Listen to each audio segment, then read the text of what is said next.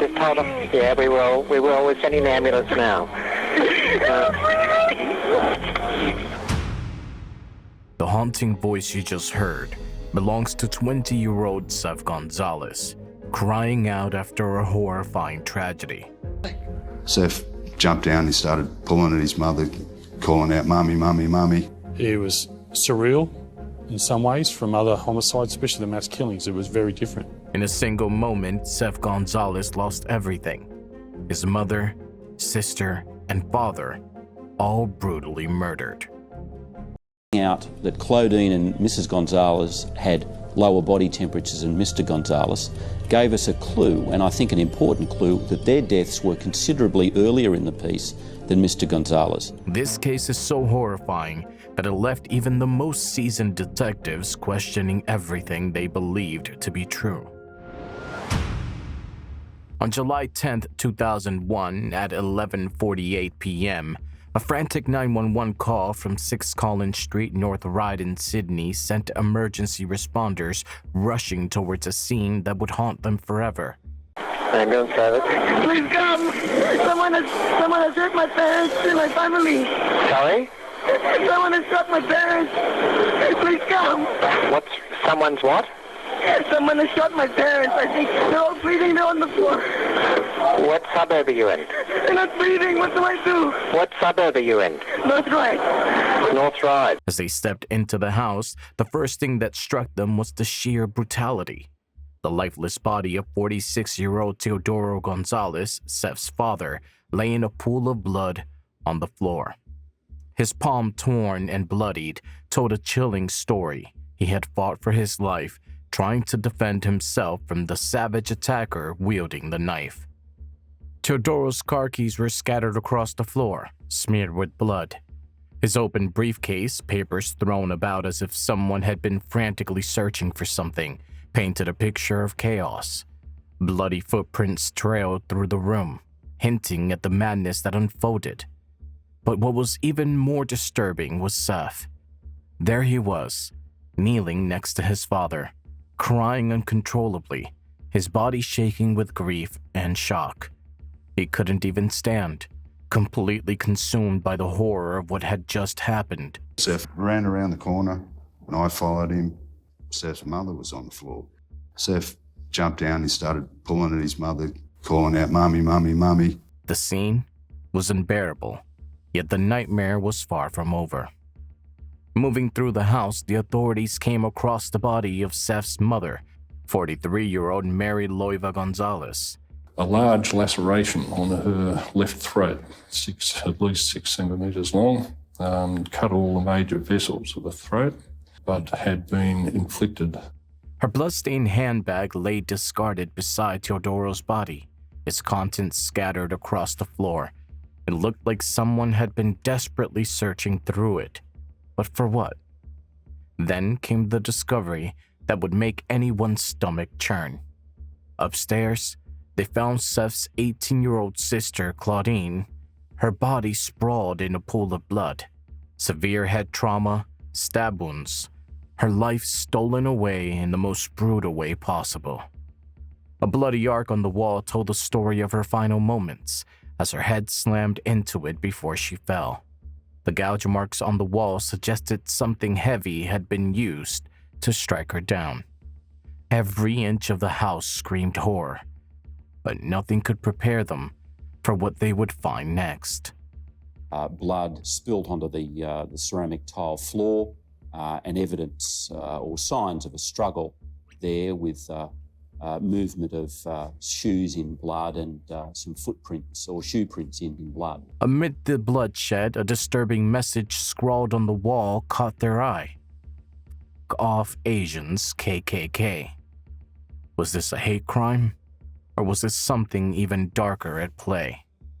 Then I was taken downstairs to a hallway into the kitchen and written in graffiti across the wall with some words.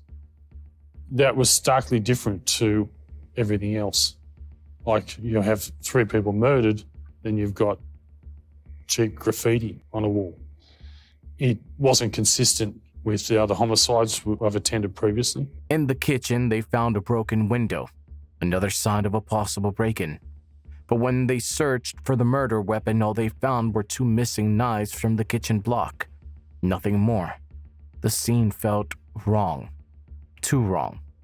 Seth, still reeling, sat outside, his body trembling as he tried to process what had happened. My first concern was to deal with Seth.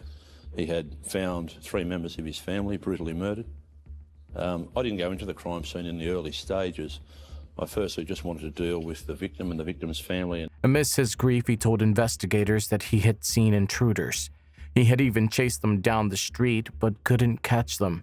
And we also carried out a time frame study to have one of the investigators go down the stairs, out through the internal door into the garage, lift the lift door for the external door of the garage, and by the time you did that, someone out the front gate, out that side gate, would have been long gone. But he maintained that he'd seen the figure of a person or 2 people running around the corner. A sense of urgency gripped the authorities.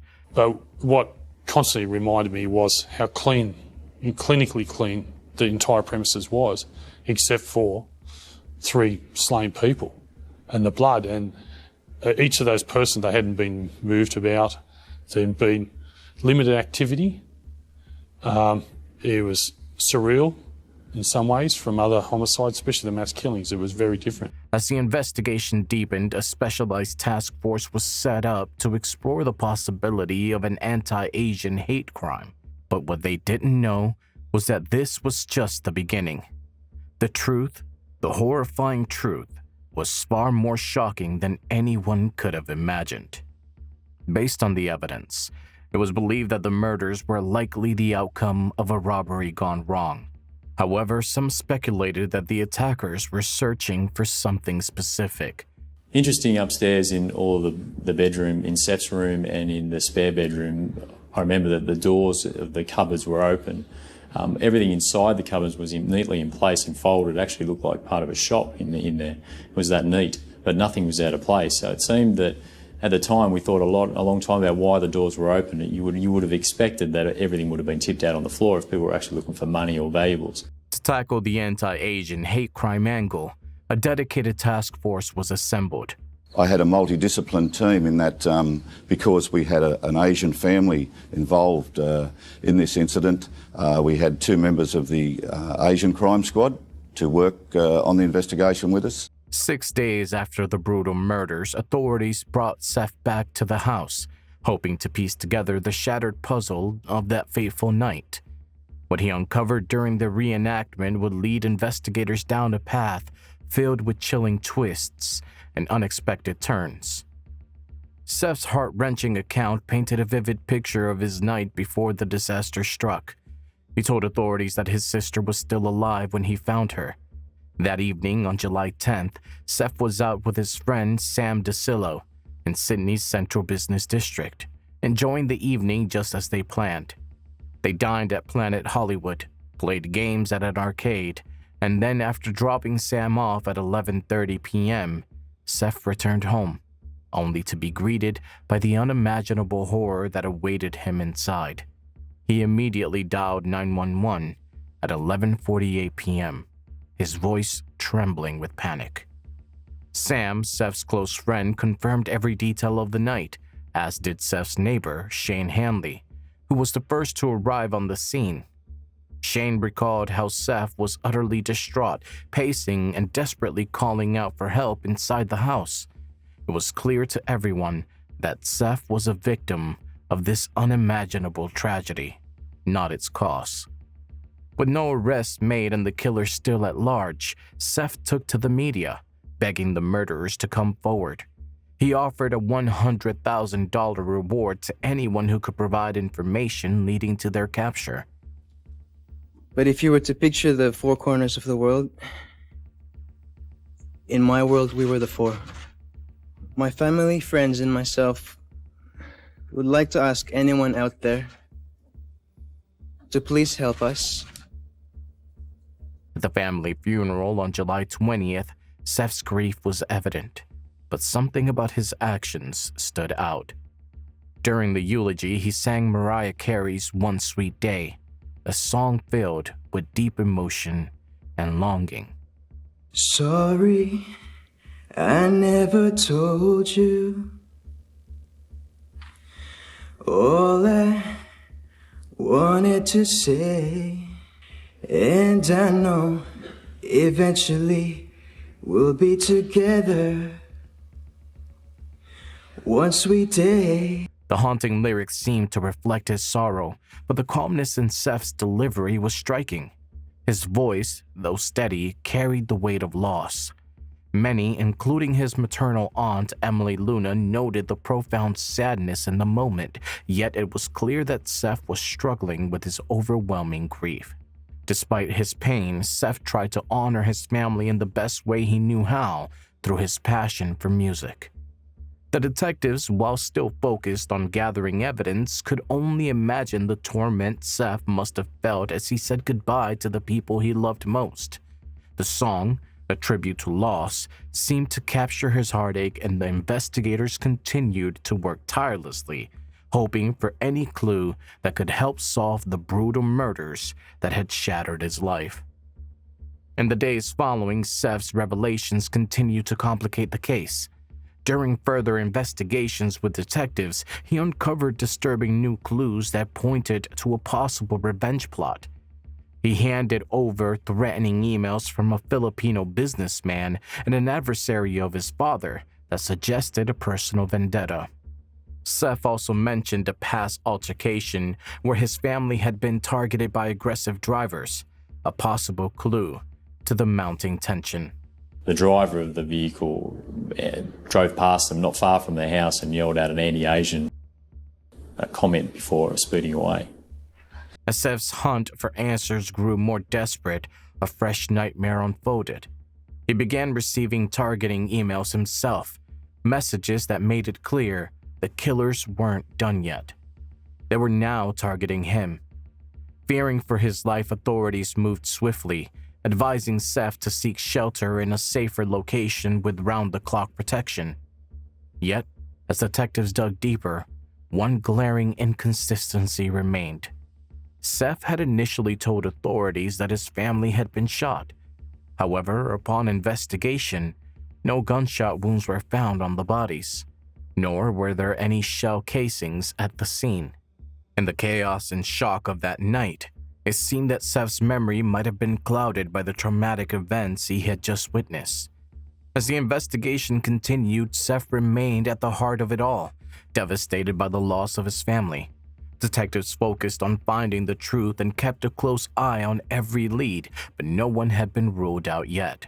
The case was still wide open, and Seth, in his heartache, had done everything he could to help unravel the mystery. Little did anyone know, the story would take shocking twists no one was prepared for. What had truly happened that night was far more complex than anyone could have imagined. Seth's journey, from grief to uncovering the horrifying truth, was only the beginning, and the answers will leave everyone in disbelief. The chilling truth about the Gonzalez family massacre was about to be revealed, one shocking clue after another, all leading to a devastating discovery. The autopsy report painted a gruesome picture. Claudine's death was caused by neck compression, blunt force trauma from a baseball bat, and stab wounds to her abdomen. Mary's injuries were even more brutal. Multiple stab wounds, facial and neck lacerations, and a completely severed windpipe. But it was Teodoro's fate that would haunt everyone. His body bore the brunt of the violence, stabbed repeatedly, with wounds piercing his heart, lung, and spinal cord.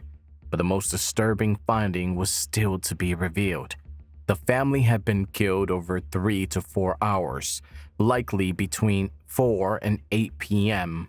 on July 10, 2001. With this chilling timeline, detectives combed through every lead. Then a startling revelation came from Seth's aunt Emily. She recalled visiting the Gonzalez house around 6 p.m., only to find the house dark, eerie, and seemingly empty. And then I rang the bell again because I said maybe they just didn't hear it. And then again, there was no answer. And then I had a look on the, how would you call it, the bayside window next to the entrance door. And I was telling my son, oh, for a while I thought that was a man. It was like a shadow of a man wearing a hat, and a long coat. Yet she noticed movement inside. She saw Seth's car parked outside, but something felt off. She didn't enter. This peculiar detail was just the beginning. As new evidence surfaced and suspicions around Seth intensified, Emily's actions also came under scrutiny. Investigators began questioning whether her 6 p.m. visit was a mere coincidence or hinted at a darker agenda. By then, detectives had abandoned the initial theory that the murders were the result of a robbery. The 3 to 4 hour duration of the crime made it implausible for thieves to linger in the house for so long, especially since nothing valuable was reported missing. I don't know what the motive was, but all I can say is that Mr. Gonzalez's wallet was still there and there was quite a degree of cash in the wallet. So if robbery was a motive, I don't think there was any evidence for it in this particular case. They also turned their attention to Teodoro's business rival in the Philippines, but found no link to the murders. The threatening emails, initially a point of suspicion, were not directly traced back to the businessman. However, detectives soon uncovered a glaring inconsistency in Seth's accounts, exposing a chilling secret that no one could have anticipated. As the investigation deepened, detectives began questioning Seth's every move. His earlier claim that blood was pouring from his sister's side was impossible. She had already been dead for hours by the time he arrived, and there was no trace of the bloody scene he had described. Seth's alibi crumbled under scrutiny. First, he claimed he was waiting in his car for a friend before heading to meet Sam. But when confronted with the fact that his car was seen at 6 p.m., he shifted his story. Now he claimed he left his father's office before 4 p.m., took a taxi to a brothel, then drove to Sam's place. But when detectives checked, the story didn't add up. No taxi driver confirmed the ride.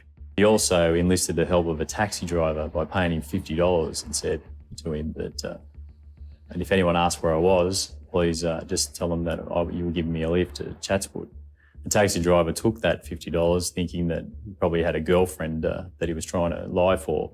He was very surprised when I came knocking on his door and told him it was for a triple murder. And he was quick to say that he'd never seen Seth before in his life. Also, the supposed worker wasn't even on duty that day. He attempted to create some alibi evidence by trying to convince one of the women who worked in the brothel that he had been with her that night. And there were something like over 100 SMS messages from him to this worker at the brothel, attempting to convince her to support his alibi. Unbeknown to him, as it turned out, this worker was off that week. 2 false alibis in a row, and the inconsistencies kept piling up. Then came the shocking financial revelations. Seth had contacted the family accountant just days after the murders, eager to claim his inheritance of $10 million.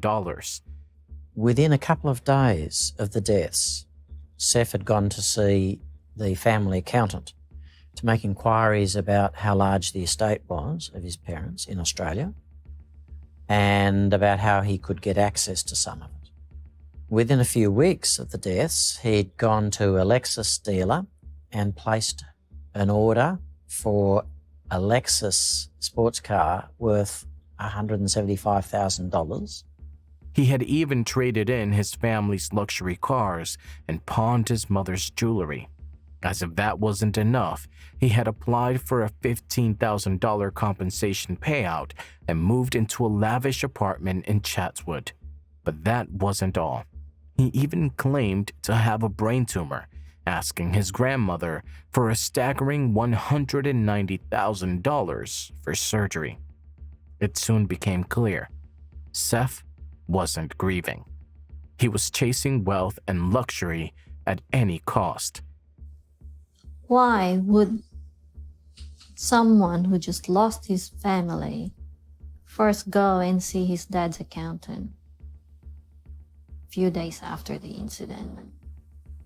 Why would he drive his mom's sports car around and dress it up with new tires, new skirts, steering wheel, And it didn't stop there. Investigators found that Seth had sold interviews about the massacre to multiple TV channels. He was capitalizing on his tragedy. But the most chilling discovery of all came when detectives searched Seth's belongings.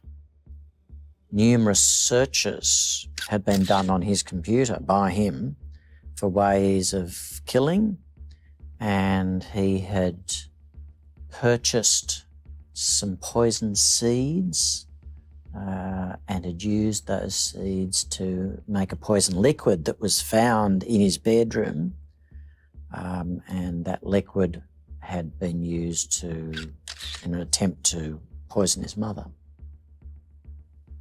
They uncovered poisoned seeds he had ordered weeks before, and a troubling connection to his mother's food poisoning incident. His mother had been hospitalized for treatment of food just before the murders. It was such a strong poison that in the United States it's categorized as a weapon of mass destruction. And the poison is so strong that just a small amount of it can kill literally hundreds or thousands of people. That Seth had sent a letter to a food company claiming that a product had been contaminated and people would die. With no doubts, he was creating a suspect already away from himself if his mother was to die from the poisons. Hidden in his room, they found a pair of size 7 running shoes matching the footprints. During the search of Seth's room, I noticed this shoebox on the floor of his cupboard. And that shoebox was of interest because of the shoe prints that had been developed during the examination by Detective Sergeant Gibbs. They also found certain paints on the sleeve of Seth's jumper. Then there was the fact that on his sleeve that he was wearing at the time, there was some paint that was identical to the paint that had been used to paint a message on the wall inside the house by the person who had supposedly broken into the house and killed all three of them. The pieces of the puzzle were falling into place. With overwhelming evidence pointing to him, detectives pieced together how Seth had executed the murders alone, using a meticulously planned strategy to wipe out his entire family. As detectives closed in, one question remained. How had Seth turned from a victim to a cold-blooded killer, hiding behind a facade of grief and manipulation? The twisted truth was finally exposed, leaving everyone shocked. So working out that Claudine and Mrs. Gonzalez had lower body temperatures than Mr. Gonzalez gave us a clue, and I think an important clue, that their deaths were considerably earlier in the piece than Mr. Gonzalez. When you look at the timings, that all three people were killed at different times. So if the picture emerged for me was this was a crime that was planned. On July 10th, 2001, Seth Gonzalez put into motion a plan so cold and calculated that it shocked even the most seasoned detectives. When his earlier attempt to poison his family failed, he devised a brutal and unthinkable alternative. At 4 p.m., after leaving the family law firm, Seth returned home with a baseball bat and 2 kitchen knives. At 4:30 p.m., he entered Claudine's room, where she was quietly studying, and unleashed a savage attack, taking her life without hesitation. Next, he waited for his mother, Mary, to arrive at 5:30 p.m. As she walked into the house, still holding her handbag, Seth ambushed her with a knife, delivering a series of vicious blows before she had a chance to react. Then came his final target, his father Teodoro. Around 6 p.m., as his aunt Emily knocked on the door, Seth stayed silent, keeping the house dark to avoid detection. At approximately 6:50 p.m., when Teodoro returned home, Seth launched a merciless attack, leaving no room for escape. With his entire family gone, Seth quickly began covering his tracks. He disposed of the weapons, his clothes, and the size 7 running shoes that left footprints at the crime scene. None of these items were ever recovered. He then cleaned himself up, removed some blood from the floor, and staged the house to look like a robbery. He rummaged through bags and broke a kitchen window. Forensic tests later showed that fly screen was probably ripped, as opposed to, and probably not cut in its actually location. It was probably taken off and cut later. And it was explained by the examiners that also wasn't consistent with the normal method of entry into a premises, a forced entry through a break and enter. He spray painted hateful messages on the walls to mislead investigators into thinking the crime was a hate-fueled attack. To further cement his alibi, Seth spent the evening with his friend Sam from 8 p.m. to 11:30 p.m., acting as though nothing had happened. He even went so far as to fabricate threatening emails to himself and invent stories about his father's business rival, trying to shift suspicion away from him. One detail now stands out with chilling clarity: his haunting choice to sing "One Sweet Day" at the family funeral. The lyrics, "Sorry I never told you, all I wanted to say, and now it's too late to hold you," seemed to carry a hidden meaning, almost like a confession wrapped in plain sight. Was Seth trying to express guilt? Or was it his twisted way of seeking forgiveness for the horrors he'd inflicted on those closest to him? It wasn't just a eulogy. It was the first major clue in a crime so dark that it left an indelible mark on everyone who heard the truth. Detectives turned their focus to Seth's past, digging deep to uncover what could have driven him to such unimaginable cruelty. What they found painted a chilling picture of lies, entitlement, and a dark psychological spiral. Seth was a master manipulator, spinning a web of lies so convincing that he fooled everyone around him. He boasted of being a successful businessman, a model, and even a singer, going so far as to create a fake fan website for himself. But beneath the facade was a desperate need to fund his lavish lifestyle, one filled with parties, luxury, and excess, all at the expense of his hardworking parents. From the start, his parents were the only barrier to his fantasy world. Growing up in Baguio, Philippines, Seth's childhood was marked by strict discipline, shame, and embarrassment. His mother often humiliated him by openly sharing his bedwetting habit, leaving him deeply resentful. Seth refused to see a psychologist about it, and his mother was actually quite frustrated at that. And it appears that whenever he wet his bed, his parents knew. His mother still did the laundry, and Claudine actually told relatives when he wet his bed. So I imagine that was quite humiliating for him and frustrating for him, and embarrassing. After the devastating 1990 Luzon earthquake destroyed their home and business, the family emigrated to Sydney, Australia, where Seth's father, Teodoro, rebuilt their lives, becoming a successful lawyer. The Gonzalez family seemed perfect on the outside, affluent, devout Catholics with high hopes for their children, but cracks were forming. Teodoro and Mary dreamed of their son pursuing a career in medicine or law, yet Seth struggled to meet their expectations. After dropping out of medical science at the University of New South Wales, he was barely scraping by in a Bachelor of Arts program at Macquarie University. His academic failures led him to forge grades, but when his sister Claudine exposed the truth, everything unraveled. After the tragedy, we used to get the mails from the mailbox, and we got his grades there that he failed. Maybe he knew it beforehand that he already failed. His parents were furious, threatening to take away his beloved green Ford Festiva and questioning his future in the family. Tensions reached a boiling point weeks before the murders. Seth had a heated argument with his mother over a girlfriend she disapproved of, during which she warned him of possible disinheritance. That warning, coupled with years of resentment, ego, and a burning desire for the family's $10 million fortune, ignited a plan that would shatter the Gonzalez family forever.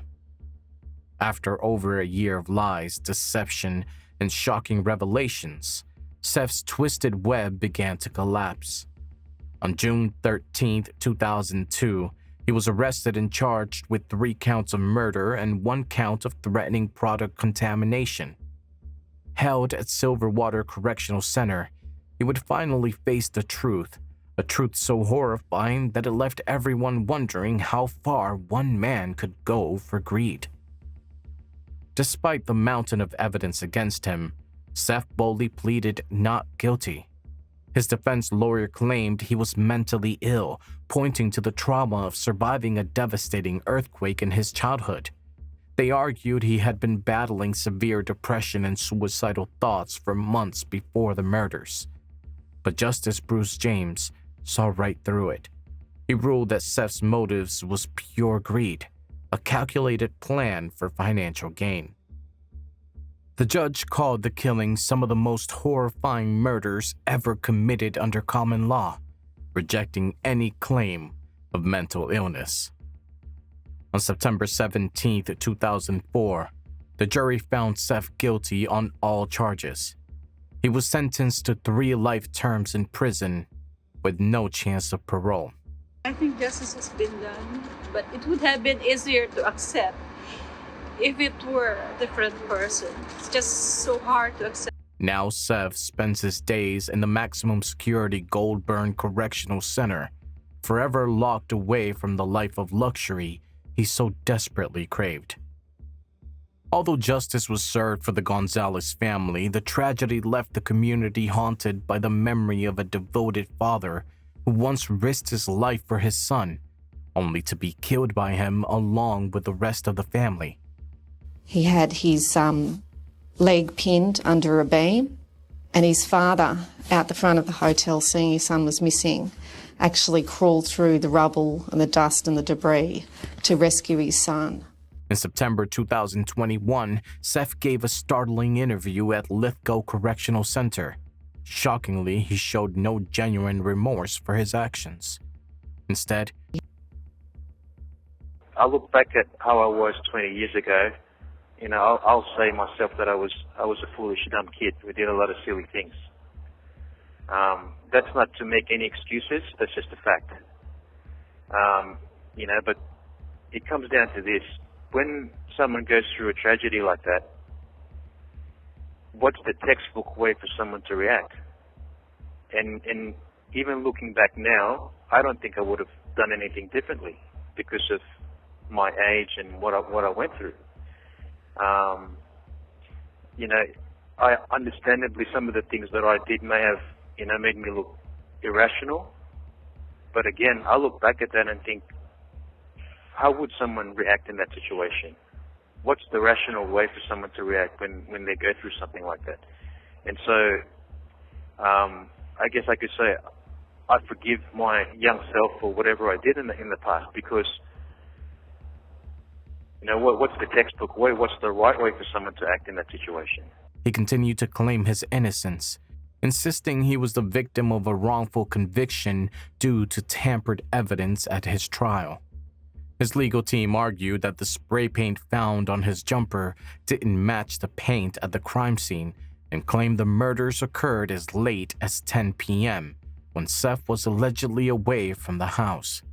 Despite the evidence stacked against him, Seth remained hopeful that he would one day clear his name and walk free. If Seth were ever able to prove his claims, it would rank as one of the most shocking cases of wrongful conviction in history. Before we wrap up, we want to express our deepest condolences to the Gonzalez family's loved ones. What do you think about this case? Do you believe Seth was wrongfully convicted, or do you think he will ever be able to prove his innocence? Share your thoughts in the comments below. We'd love to hear from you. Don't forget to like, share, and subscribe for more stories like this.